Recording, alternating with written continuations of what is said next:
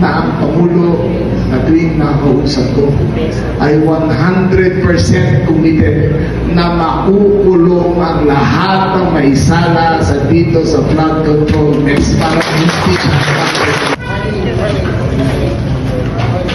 Alam ko rin na marami sa inyo na tuwing nakikita namin yung paycheck ang sweldo niyo at nakikita niyo ang withholding tax at nakikita niyo na halos 1/3 ng sweldo niyo tinatanggal at kinakaltas at di napupunta sa inyo.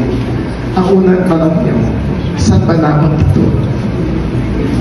Para nakikita niyo ang mga nakakita sa TV ngayon at sa hearing at sa Senado, alam ko na sumasama ang loob niyo. Bakit gano'n? Mga kaibigan, dito na ang pagkakataon natin na meron tayong Pangulo na nasa tamang panig ng issue na ito. Siya na mismo ang nagtuboy kung ano ang mali. Siya na mismo ang nagtuboy kung saan ang kapigulan. At siya na mismo ang nagtuboy na gagawa ng independent commission para masuri talaga kung sino ang may sala.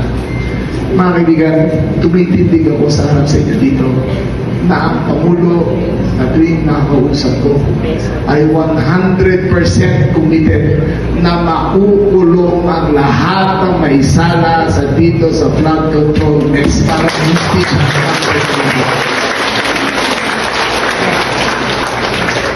Yung job fair na to, mga test na ginagawa natin, mga payout natin, mahalaga po yan.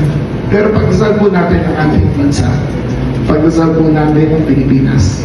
Ang Pilipinas po ay 7,000 isla. 7,000, humigit na 7,000 isla. 1,000 at 800 na lingwahe.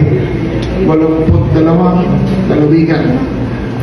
Makukulong sila 100% po guarantee.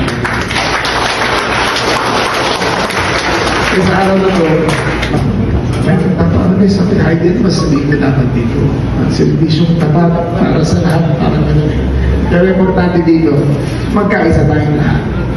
Pagkasal po natin ang ating naliligan, pagkasal po natin ang justisya para sa mga Pilipino, at higit sa lahat, pagkasal po natin na ang paglaran at kapayapaan ay dumating sa ating bansa. Maraming salamat po at The Secretary of the Interior and Local Government, Honorable Juanico Vigor Siribulla, muli isang malakas at mas